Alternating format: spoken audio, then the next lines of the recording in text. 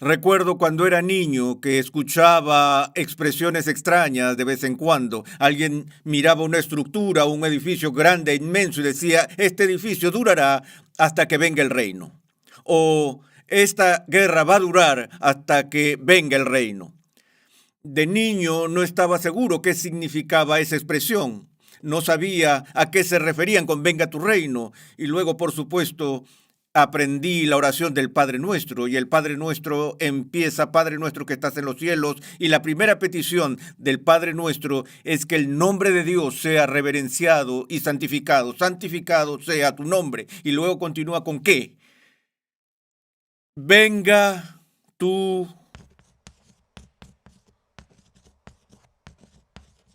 reino.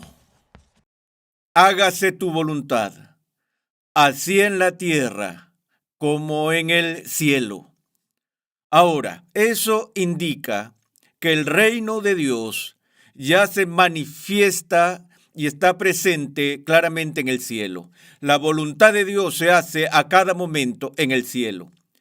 Los ángeles que rodean el trono de Dios y los santos que partieron y que están en su presencia no participan en la desobediencia ni en el pecado. Lo que sea que Dios declare, cualquiera sea su voluntad, es realizada por aquellos que están en su presencia. Pero en este mundo, en este momento, no es así. Y he dicho anteriormente que creo que existe una correlación entre estas directrices que Jesús da y que él inicia con la declaración santificado sea tu nombre, porque no creo que el reino de Dios vaya a venir a la tierra y que la voluntad de Dios será hecha a menos o hasta que la gente empiece a considerar el nombre de Dios como santo. Pero en todo caso, esto debe ser una prioridad de la oración del pueblo de Dios, que oremos por la venida del reino. Bueno, eso plantea de inmediato la pregunta, ¿es el reino por el cual estamos orando algo que no se manifestará hasta el futuro lejano? ¿O hay algún sentido en que ese reino ya ha empezado a manifestarse? Y ese es un tema férreo de debate en la comunidad religiosa. En primer lugar, cuando vemos este concepto del reino de Dios, encontramos que es un concepto que es de vital importancia para las Escrituras.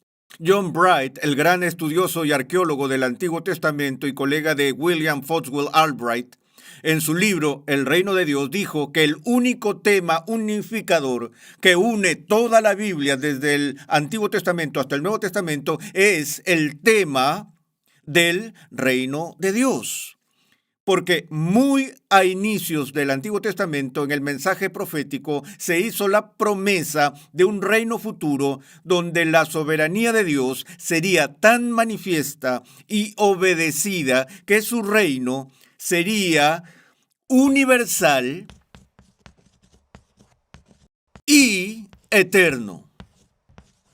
Ahora, esto no negó en las primeras etapas del Antiguo Testamento que Dios reina soberanamente sobre todo el universo en este momento. En un sentido, el Señor Dios omnipotente reina desde el momento en que Él crea. Él es ciertamente el Señor sobre todo. Pero esa no es la idea que vemos aquí del reino de Dios, donde estamos hablando de la sumisión voluntaria de la criatura al señorío de Dios. Porque el reino de este mundo, del cual Dios es Señor desde el mismo momento de la creación, es uno que está esencialmente en rebelión contra su rey. Entonces, la promesa del reino en el Antiguo Testamento era una promesa que sería universal y sería eterna. Cuando digo universal, no es que todos serían creyentes o que todos serían redimidos, sino que todos obedecerían. Algunos obedecerían de buena gana y se arrodillarían producto de un genuino y sincero sentido de lealtad y devoción. Y aquellos que fueran hostiles se les quebrarían las rodillas con una barra de hierro y se arrodillarían de todos modos, no porque quisieran, sino porque se les obligaría a someterse. Y así la promesa se transmitió por medio de las Escrituras que llegaría el día en que la gente de todas las naciones se someterían al Rey ungido de Dios. Y todo esto estaba vinculado a la promesa del Mesías que vendría. El Mesías sería el que traería el reino de Dios a la tierra. Él sería el rey ungido del Señor. Y aquí estamos hablando no del reino del Logos, la segunda persona de la Trinidad, sino del reino de Cristo, que es el reino del Mesías terrenal, quien es la encarnación del Logos divino. Ahora, es importante que en el Nuevo Testamento algunas veces los escritores hablan del reino de Dios y otras veces la referencia es al reino de los cielos. Y principalmente la frase reino de los cielos se encuentra en el Evangelio de Mateo, mientras que los otros escritores de los Evangelios, en especial Lucas, se refieren al reino como el reino de Dios. Y algunos han argumentado que están hablando de dos cosas distintas. Una es este reinado de Dios y la otra es un reinado celestial.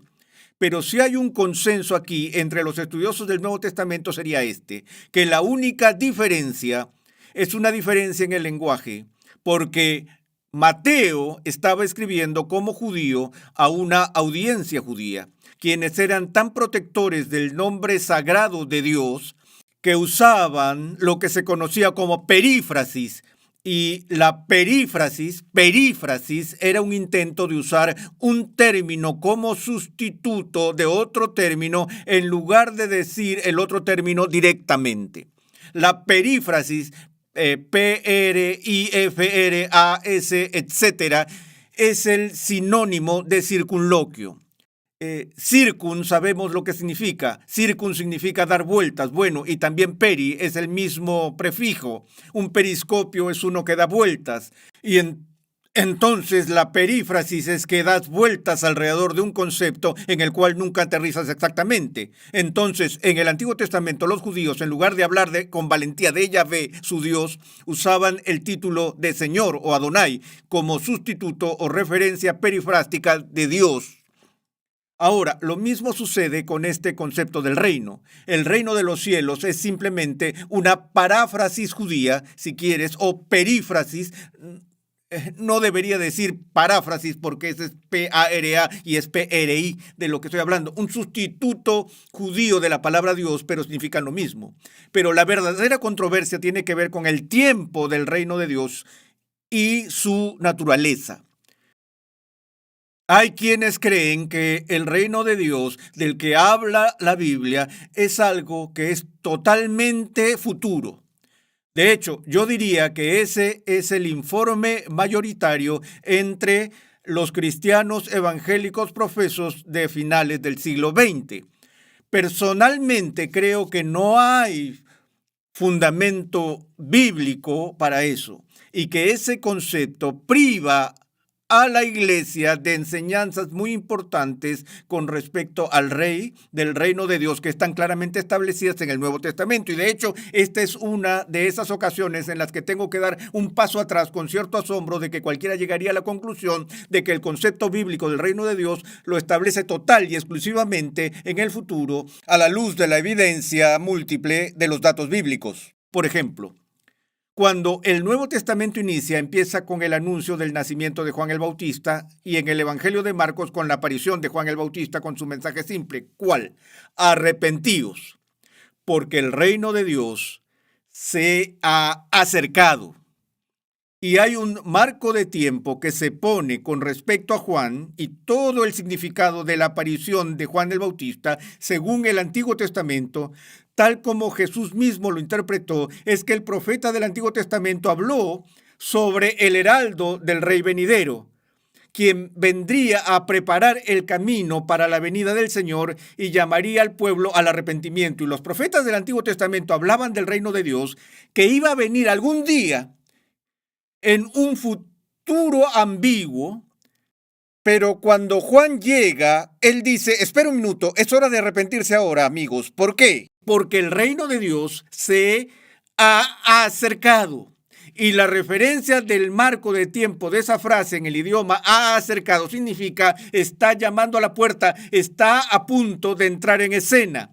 Y si examinamos más a fondo el mensaje de Juan el Bautista, vemos lo urgente que es su advertencia de la situación de crisis del momento cuando dice, y el hacha ya está puesta a la raíz de los árboles. No es como si el leñador estuviera de regreso en el taller afilando su hacha y pensando en los árboles que va a talar esa tarde, o aún que ha salido al campo y ha empezado a cortar la corteza exterior, pero ha llegado al corazón mismo del árbol, donde un golpe más con el hacha y va a hacer que el árbol caiga al suelo, y el hacha ya está puesta a la raíz de los árboles. El bieldo, su aventador, está en su mano. Y Juan dice, se nos acaba el tiempo. Entonces, tú no estás listo. Y él llamó a la gente a someterse a ese rito purificador del bautismo para que puedan estar preparados para la venida del Mesías y de su reino. Entonces Cristo llega a la escena poco tiempo después y adopta el mismo mensaje y le dice al pueblo, arrepentíos, porque el reino de Dios se ha acercado. Y luego tenemos las distinciones que se hacen en el Nuevo Testamento entre el comportamiento de Juan el Bautista y el comportamiento de Jesús. Juan el Bautista aparece en un tipo de manifestación ascética en la cual él vive una vida de abnegación radical, vive de langostas y miel silvestre y se viste como los profetas del Antiguo Testamento saliendo del desierto y cosas por el estilo. Jesús es acusado de ser un glotón y bebedor de vino. Va a fiestas, va a la fiesta de la boda de Caná. Está comiendo en la fiesta del banquete con los recaudadores de impuestos y algunos de sus críticos están diciendo, oye, él no es como Juan el Bautista. Juan el Bautista estaba en negación. Jesús está pasando un buen tiempo. ¿Por qué sus discípulos no ayunan todo el tiempo como los de Juan? ¿Y qué dice Jesús? Uno ayuna cuando el novio está ausente, pero cuando llega el novio, es hora de celebrarlo. Y entonces continúa y le dice al pueblo que el reino de Dios es... Tengo mis dudas. Hay algunas traducciones donde se lee a Jesús diciendo, el reino de Dios está dentro de ustedes. ¿Han visto eso? De seguro lo tienen que haber oído. Yo personalmente creo que es una mala traducción, porque eso sugiere la idea de que el reino de Dios es algo que sucede en el corazón de las personas y no tiene una existencia real, objetiva y tangible. Bueno, la palabra que se usa allí en ese texto se traduce con más frecuencia, en vez de dentro, se traduce con la palabra entre. Así que lo que Jesús está diciendo es, el reino de Dios está entre vosotros. Es decir, el reino de Dios está ahora, mientras hablo, en medio de vosotros. ¿Por qué diría eso? Bueno, porque el rey estaba allí. El rey estaba en medio del pueblo. Y luego dice, pero si yo por el dedo de Dios echo fuera a los demonios, ¿entonces qué? El reino de Dios ha venido a vosotros. Entonces, primero tenemos a Juan con su mensaje de advertencia de la cercanía radical de la llegada del reino. Jesús llegando ahora, anunciando la presencia del reino. Y luego, por supuesto, como ya hemos visto en nuestro estudio de Cristología, la cúspide de la obra redentora de Jesús se encuentra hasta ahora en su ascensión, cuando deja este mundo para ir a su coronación, donde en ese momento Dios lo declara rey. Ahora, volvamos a la última pregunta que los discípulos le hicieron a Jesús antes de que él partiera de este mundo. Y a menudo les he dicho a mis alumnos del seminario, si estuvieran en una habitación con Jesús y tuvieran la oportunidad de hacerle una pregunta, ¿cuál sería? Una pregunta interesante para pensar. Bueno, llegó ese momento, luego de que los discípulos de Jesús habían estado haciendo miles de preguntas durante el principio de su ministerio, tenían la oportunidad de la última pregunta. ¿Cuál fue? Mientras él estaba allí listo para partir en el monte de la Ascensión, en el monte de los Olivos, le dijeron a Jesús, Señor, ¿restaurarás en este tiempo el reino a Israel? Es decir, ellos habían vivido anhelando con ansias que Jesús actuara. Él es el rey no está entre nosotros. Ellos están diciendo: Jesús, danos ahora ese reino universal y eterno que hemos estado esperando que el Mesías traiga. Expulsemos a los romanos y vamos a establecerlo. Lo harás ahora mismo, aquí estamos esperando. Hemos sido fieles a lo largo de todo tu ministerio. ¿Y qué dice Jesús? ¿Cuántas veces tengo que decírselos? Nunca voy a establecer un reino así. No, eso no es lo que dijo. Él dijo, en pocas palabras, no es un asunto de ustedes. No os corresponde a vosotros saber los tiempos ni las épocas que el Padre ha fijado, pero me seréis testigos en Jerusalén, en toda Judea, Samaria y hasta los confines de la tierra. Y recibiréis poder cuando el Espíritu Santo venga sobre vosotros. Él da la misión fundamental de la iglesia a esas personas en ese momento en respuesta directa a su pregunta sobre el reino. Calvino entendió que Jesús decía esto, que Jesús le está diciendo a esa gente: me voy a mi coronación, seré rey, pero mi realeza sobre este reino no será visible todavía para todos en este mundo. Los ojos de los hombres estarán ciegos a mi realeza, pero los estoy dando la tarea de hacer visible mi reino invisible. Tienen que testificar, dar testimonio de mi realeza. Y entonces la tarea fundamental de la iglesia es dar testimonio del reino de Dios. En la medida en que ya existe, que el Señor Cristo ha sido coronado, nuestro Rey reina ahora. Y para nosotros ubicar el reino de Dios enteramente en el futuro es perdernos uno de los puntos más importantes del Nuevo Testamento y actuar como si aún estuviéramos viviendo en los días del Antiguo Testamento, esperando que algún día nuestro príncipe venga. Nuestro príncipe ya ha venido. Él ha iniciado el reino de Dios. Pero lo que es futuro es su consumación final. Ahora, ¿ven la diferencia entre decir ha empezado pero no se ha completado y decir ni siquiera ha empezado todavía y todo está en el futuro? Ahora, si vemos otra vez la enseñanza de Jesús en el Nuevo Testamento, sabemos que uno de sus métodos favoritos de comunicación pedagógicamente era el uso de la parábola. Y si solo estudias las parábolas de Jesús en el Nuevo Testamento, verás que el tema número uno, no el único tema, sino el tema número uno, que Jesús enseña en las parábolas es el reino de Dios. ¿Cuántas de las parábolas empiezan con estas palabras? El reino de Dios es como esto o es como eso. Y uno de los conceptos que aparece en la enseñanza de las parábolas de Jesús es el carácter progresivo del reino. Que el reino es algo, según Jesús, que comienza muy reducido, pero luego con el tiempo empieza a expandirse, a agrandarse, a crecer, hasta que abarca todas las cosas. ¿Cuáles son algunas de las ilustraciones que usa o analogías? El reino de Dios es semejante a un grano de mostaza, la semilla más pequeña. La plantan y con esa semilla diminuta crece este árbol inmenso. El reino de Dios es semejante a la mujer con su levadura, que pone un poco de levadura y la harina crece y se expande y se agranda para llenar todo este espacio.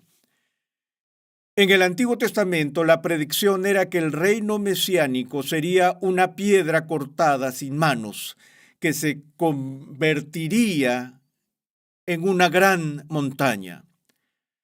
Y así Jesús habla de este crecimiento progresivo y que nosotros, como sus discípulos en este mundo, debemos buscar estas cosas.